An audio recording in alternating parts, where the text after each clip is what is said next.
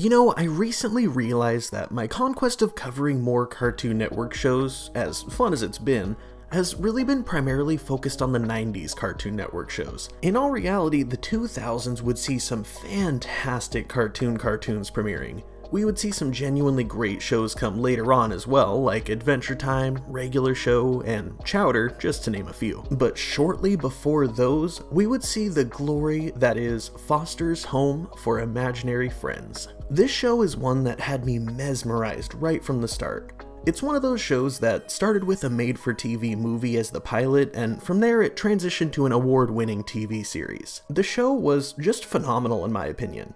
If you aren't familiar with the show, it would follow the adventures of an exceptionally creative 8-year-old boy named Mac in a world where your imaginary friends come to life in the real world. His imaginary best friend Blue lives with him, his mom, and his jerk older brother, but his mom presses him to abandon Blue. When Mac finds out about Madame Foster's Home for Imaginary Friends, an adoption agency of sorts for imaginary friends, he strikes up a deal with them to let Blue live there as long as Mac promises to stop by and spend time with Blue every day after school. There's a lot more to it honestly, but that's the Cliff Notes version of the movie. From there, the fantastic series that would produce an impressive 6 seasons over the course of 5 years was born.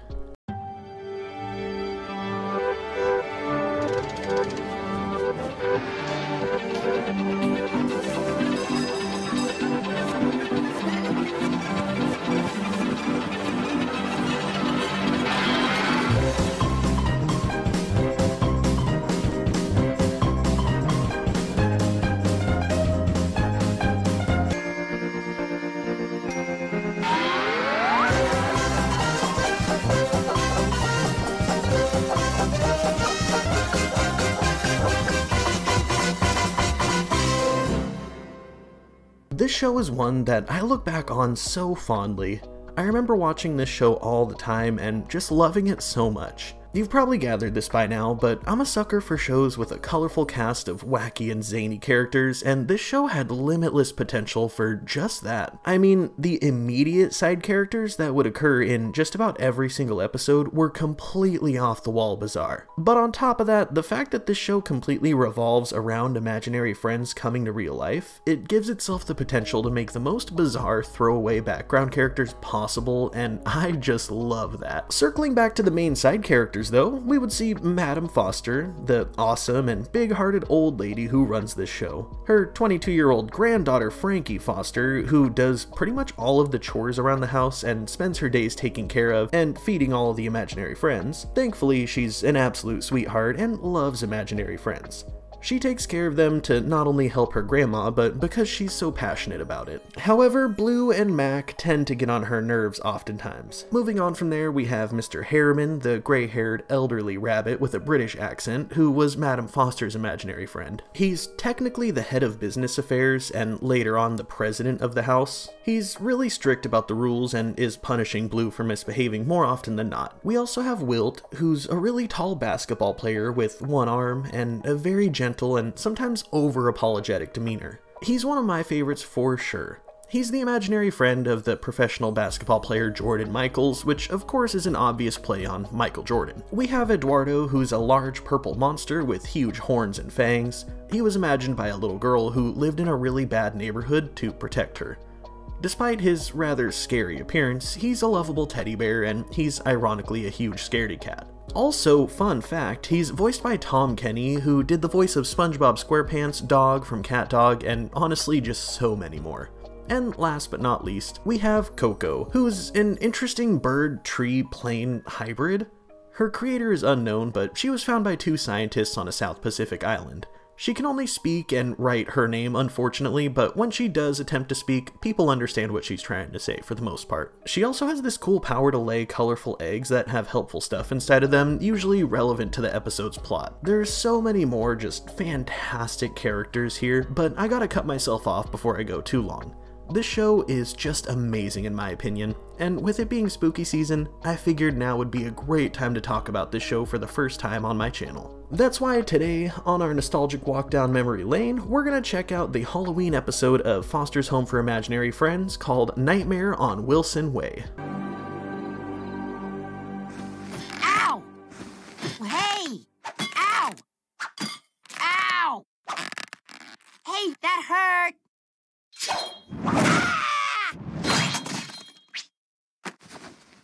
I made you a sandwich in case you get hungry. Here you go, buddy. Thanks. We learn that Mac requested Blue to tie him up to this bed, and Blue doesn't even understand why. Mac explains that they have this same problem every year. Mac gets into the candy, and Mac with sugar is an absolute disaster.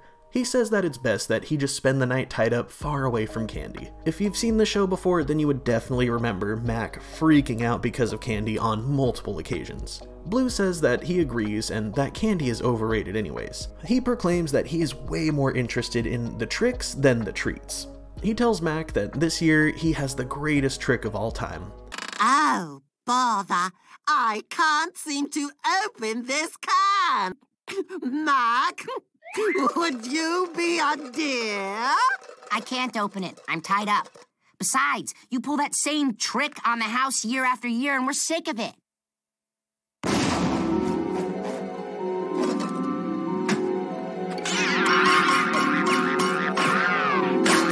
I gotta pause for just a sec and say that I absolutely love this Mojo Jojo costume.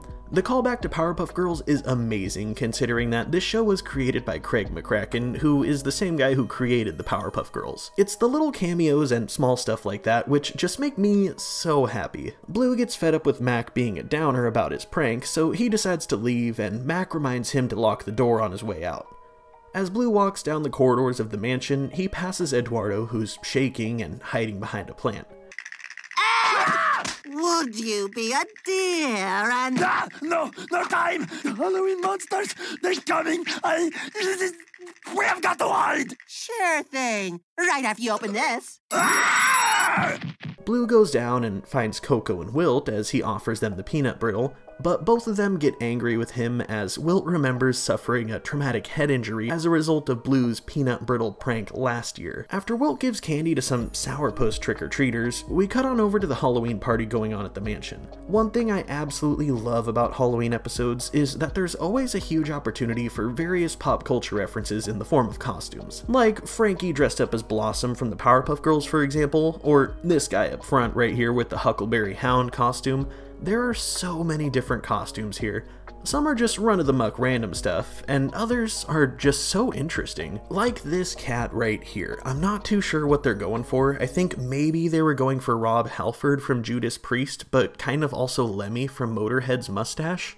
Not too sure. Then of course we have Madame Foster, who's the Wicked Witch of the West, or this guy right here who seems to be a pimp. It's just so hilariously cool. Frankie comes downstairs and tells everyone to prepare to go trick-or-treating in a few minutes, as she tells them to go to the bathroom and make sure that they have everything they need.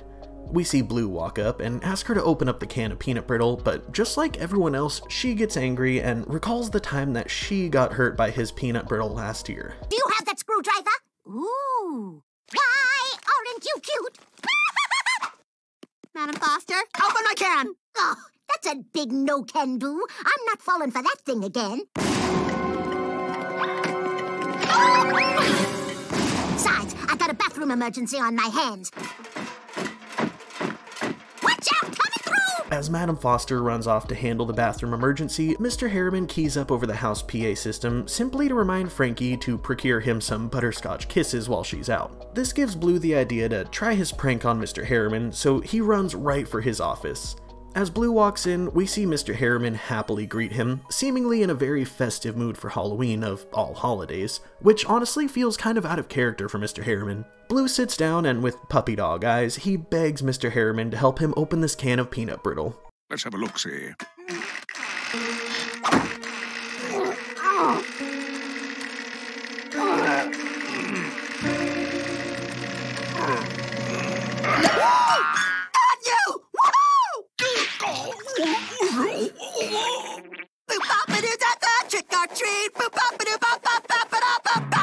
Blue stops dancing and celebrating when he realizes that Mr. Harriman is pretty much unresponsive.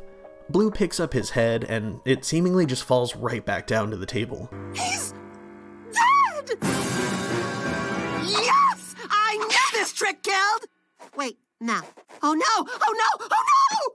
Hello? Wake up! Stay away from the light! I think what to do. What would they do on TV? Yeah! They always know what to do on TV. Blue throws Mr. Harriman on the ground and goes in to give him mouth-to-mouth resuscitation. He gets closer and closer, but at the last second, before their lips connect, Blue backs off and decides that there's gotta be a better way to save Mr. Harriman. Okay, plan B. Live! Live, I say!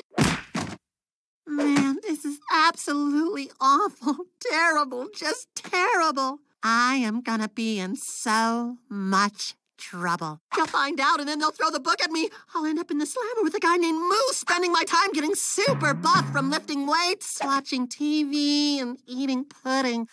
I wonder if they only have chocolate and vanilla. Maybe they'll have butterscotch. Blue stops fantasizing about prison and reels himself back in so that he can focus. He tries to think of a way to dispose of the body, ultimately deciding to bury him in the backyard, thinking that nobody's gonna notice. Without any further thought to it, Blue rolls Mr. Harriman's corpse out of his office on the desk chair and puts up a sign that says "Gone Fishin'." As you'd imagine, things immediately go sideways when Blue trips and sends the corpse flying. Next thing you know, Blue is walking through the crowded halls of the house with Mr. Harriman's body, Weekend at Bernie's style, holding him up like he's alive and talking on his behalf. Blue decides to go a roundabout way so that he can avoid the crowd of imaginary friends. Gotta go around.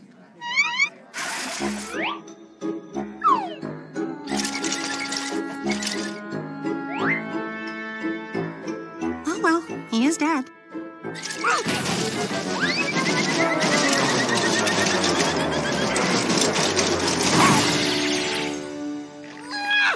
Yo, Mr. H, that was some spill. You okay? Blah, fun. Go to bed! Cheerio! Blue continues to walk with Mr. Harriman, playing it cool as he passes everyone. He gets approached by Frankie, who definitely knows that something's up, but she gets called away by Madam Foster to wrangle the imaginary friends who are already starting to pile out of the house to go trick-or-treating. We cut on over to the backyard where this happens. Oh man, you are gonna be so mad when you find out I killed you. Well, my work is done. It's trick-or-treating time! Woo!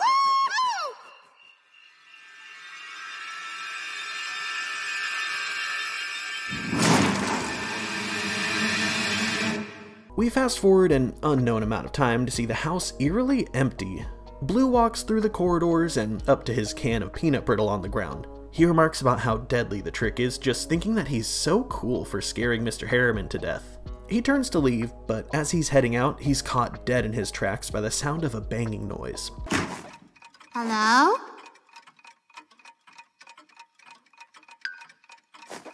Hello? Someone there?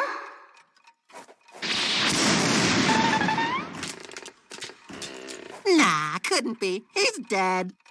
As Blue continues happily on his way, he hears the sound of the front doorknob jiggling.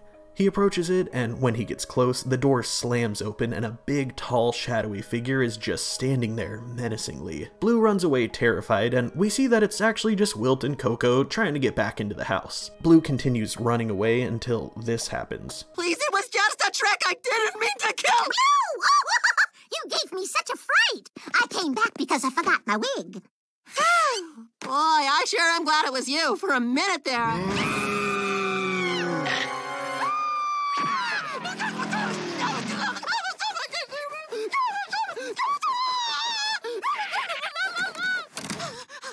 I think I'm safe. Safe from what?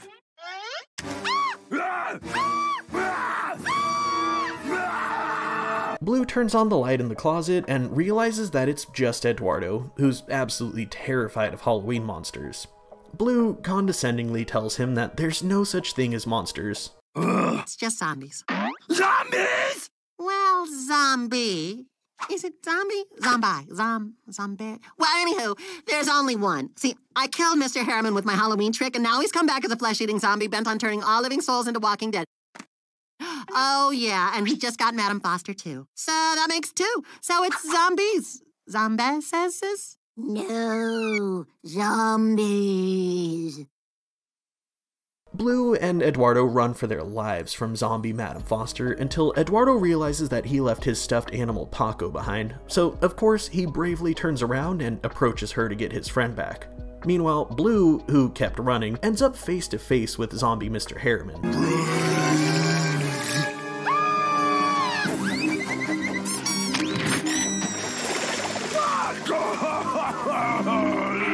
Happy Halloween!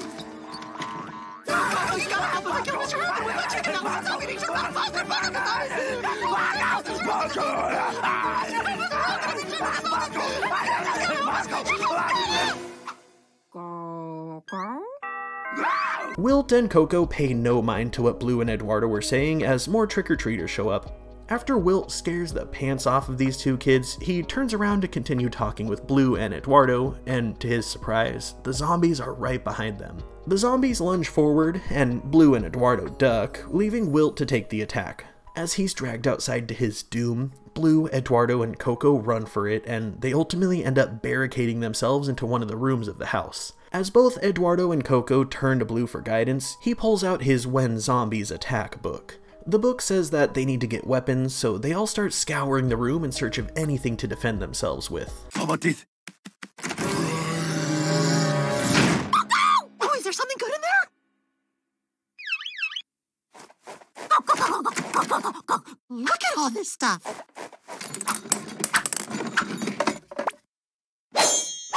Perfect. Here you go. Thanks. The three friends run towards the barricaded door and end up cornered with the zombies approaching them slowly.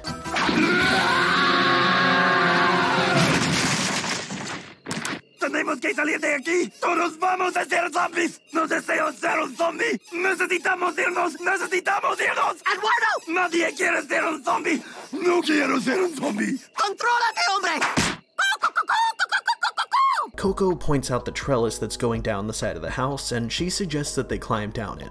Blue thinks that this is a great idea as he happily hops right on and starts climbing. As the others follow, he stops them, saying that they actually can't leave yet because Mac is still inside the house tied up.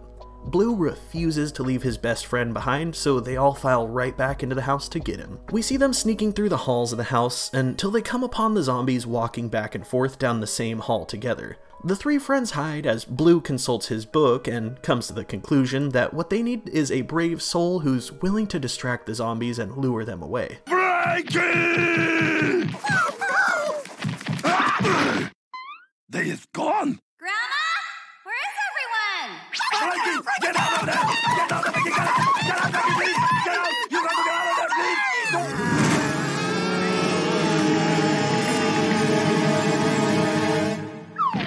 As all the zombies approach Blue, Eduardo, and Coco, they all run away in fear. Coco ends up tripping and getting caught by the zombies and turned, leaving Eduardo and Blue as seemingly the only confirmed non-zombies in the house. Not long after that, this happens. Eduardo! Come and save me! I'm not a zombie yet! Paco? Oh, come on, he's not that... Well, Ed is dead. Blue continues through the house until he comes upon Mac's room, which, if you recall from earlier, is locked. Blue forgets that he has the key as he begs Mac to let him in.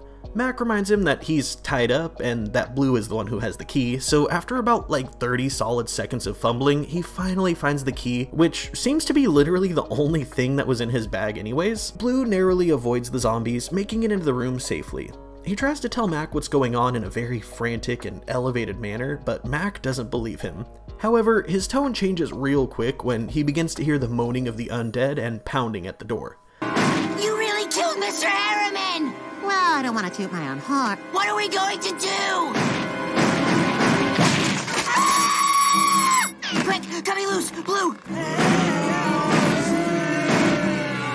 Blue, help me! I'm not strong enough to rip through these! Blue, come back! Help! Somebody help me! Just then, Blue jumps through the window, carrying two small children. He tried to take their candy buckets, but they refused to let go, so he brought them into the zombie house, of course. As soon as they catch eye of the zombies, they run away terrified, leaving Blue to have free reign over their candy buckets, which he then uses to force feed Mac as much candy as possible.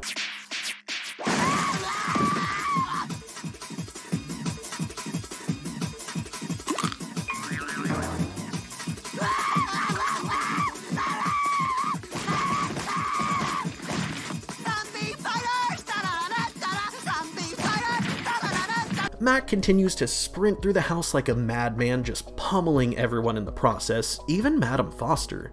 Finally, they make it to the front door, and Mac uses zombie Eduardo as a battering ram to bust it open. Mac sprints right out into the city as Mr. Harriman's arm reaches out at last second and catches Blue. No, wait! I didn't mean to kill you! No! Master Beauregard, snap out of it! It was a trick! Trick? Yes, a Halloween trick. We were so sick and tired of your sneaky snake in the can that we wanted to get back at you by tricking you. Trick or treat. I mean, they do give you the option. Man, what a killer trick! Bravo, Mr. H. Blue takes a huge sigh of relief and is thankful that he's not in any real trouble, but Frankie is quick to point out that he is in trouble.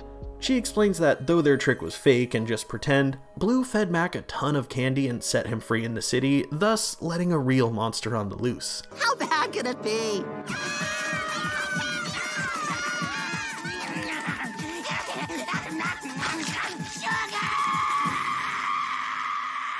Right out the gate, I just gotta share how much I love this show. It's so good.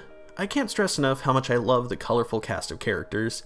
They come in all different shapes, sizes, and colors, with a wide array of personalities. Without a doubt, it can be said that the imaginary friends are one of the best parts of this show. But this episode led me to a few really interesting questions.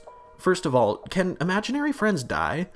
Literally, the whole premise of this episode is Blue murdering Mr. Harriman, but like, we've never heard of any imaginary friends dying, so I'm very curious if that's something that could even happen. On top of that, do they age the same as humans, if at all?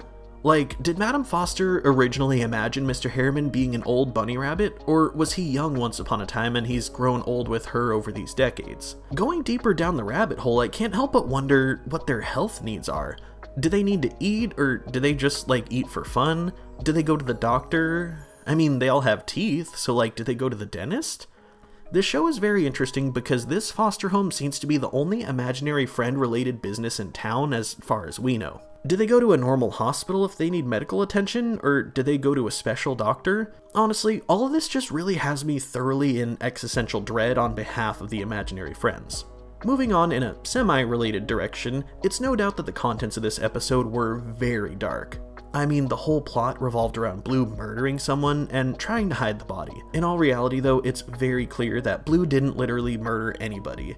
All Blue did was play a simple prank on Mr. Harriman.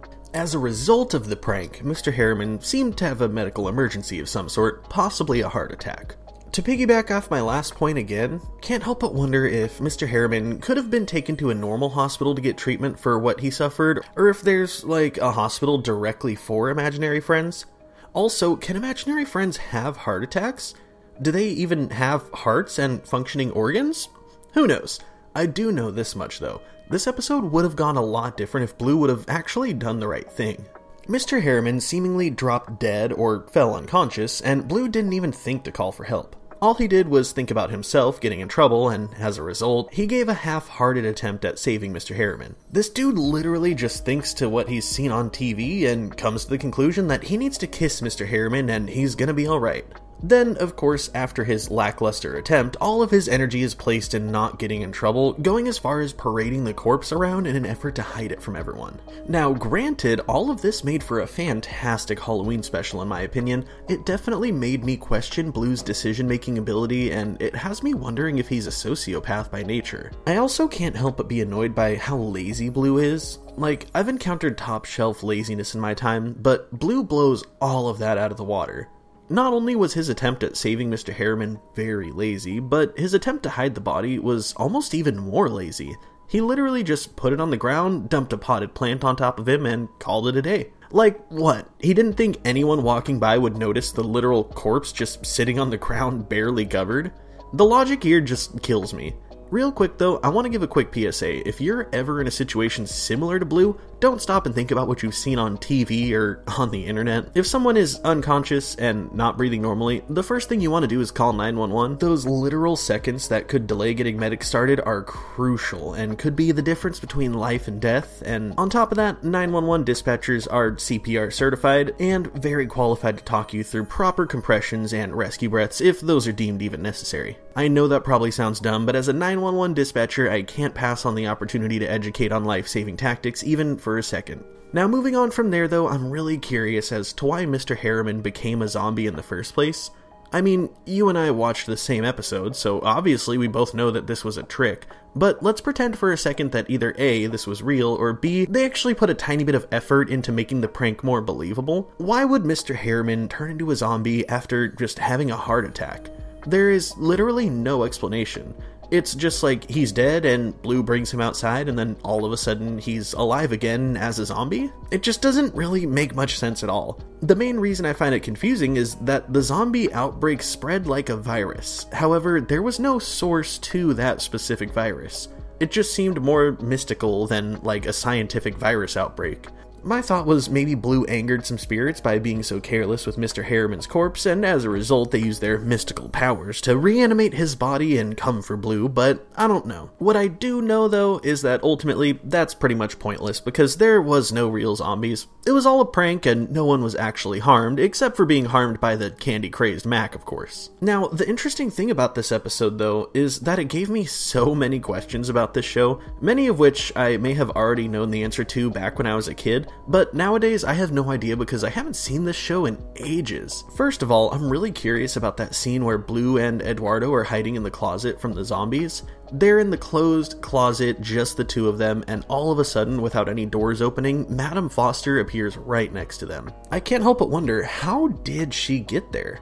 My brain jumps to think that maybe there's like a series of hidden tunnels and pathways under the house or maybe in the walls, but I don't think we're ever really given that answer. I like to imagine that maybe there's some kind of like crawl space hatch in the closet floor and she crawled up through that, but who knows.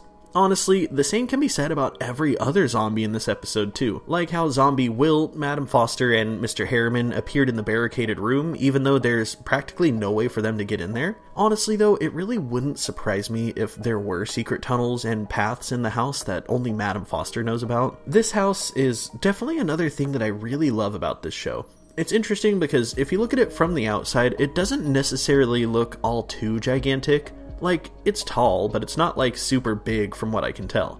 However, the inside is seemingly endless. This sparks so much joy for me. It gives kind of an out-of-the-box vibe if you ever watched that show as a kid. Moving on from there though, I gotta say Blue definitely should have known that this was a trick the entire time. One of the biggest things that tipped me off without any reasonable doubt is that scene where Frankie just got home from trick-or-treating with the other imaginary friends and she walks in the door calling for Madam Foster and Mr. Harriman. The timing and sequence of that scene made it seem like Frankie was normal one second and then literally the next second she was a zombie. That just made little to no sense to me. In traditional zombie media, the transition from living organism to undead zombie is not really a quick one. Like, for example, Mr. Harriman died and it wasn't for a good long while after that he turned. Meanwhile, every other zombie seemed like they just got bit and then within a few seconds their flesh was rotting and they were turning green? I don't know. If I was Blue, the way Frankie talked then, finding her like that, definitely would have screamed trick to me. Furthermore though, what happened to all the zombie makeup? Literally, when Blue and Mac are escaping the house, every single imaginary friend, as well as Frankie and Madam Foster herself, are in zombie makeup. Then, when Mac runs out and Blue is held behind, we see them all with no makeup all of a sudden. I'd hope that, at bare minimum, we'd get a cop-out shot of everyone finishing up wiping the makeup off super quick, but no, they just kind of made it seem like all of a sudden everyone was normal, and honestly, that was just kind of weird. Closing in on the end though, there's a few really random odds and ends that I wanted to quickly touch on as it pertains to this episode. First of all, when we see Madam Foster chewing on Paco, Eduardo runs right up to her and tries to take him from her, to which he is unsuccessful. Like, let's just unpack that for a second. This little frail old lady had a stuffed animal held in her mouth, and this huge, strong, fang-bearing creature tries to yank it from her tug-of-war style, and he loses? Personally, I was impressed by this. Madam Foster must have some insanely strong jaws. On another note though, this scene broke my heart just a little bit as we watched Blue drag Eduardo away as he was sobbing his eyes out at the loss of his poor Paco. Honestly, I love Eduardo. He's such a kind and peaceful character. Seeing him genuinely heartbroken like that definitely hurt. Another small thing that I noticed happened during that scene where Blue is going through the closet in the barricaded room looking for weapons. If you look real close, you can see him throw a pair of fuzzy slippers out of the closet, and those slippers have none other than Mr. Harriman himself on them. This just has me wondering who this room belongs to, and who in this house could possibly be wanting to walk around with Mr. Harriman on their feet. And, I mean, these gotta be homemade, right? It's not like in this universe, Mr. Harriman is some kind of celebrity who has merch made of him. Who knows though? All in all, I can say that I really do love this Halloween special. It wasn't necessarily all too spooky per se, but it really embodied the spooky season spirit in a way that was a healthy mix of very lighthearted and also pretty morbid. But what do you think? Did you enjoy this episode? On that note, what's your all-time favorite Halloween special? Let me know in the comments down below. I always love seeing your guys' feedback. It's my pleasure to give a huge spooky season shout out to my patrons, especially these people right here who are in the true 90s kids tier. I can't thank you guys enough for your support, and I hope you know how much I appreciate it. If you enjoyed this video, leave me a comment letting me know what you think down below and give some praise to the YouTube algorithm in hopes that it pushes this video to everyone else. Then as always, thank you so much for watching, and I'll see you all in the next one. Peace.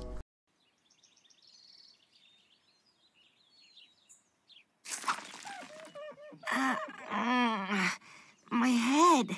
What happened? Oh no! What did I do? Hey, Mac. Sorry, I've been looking everywhere for that.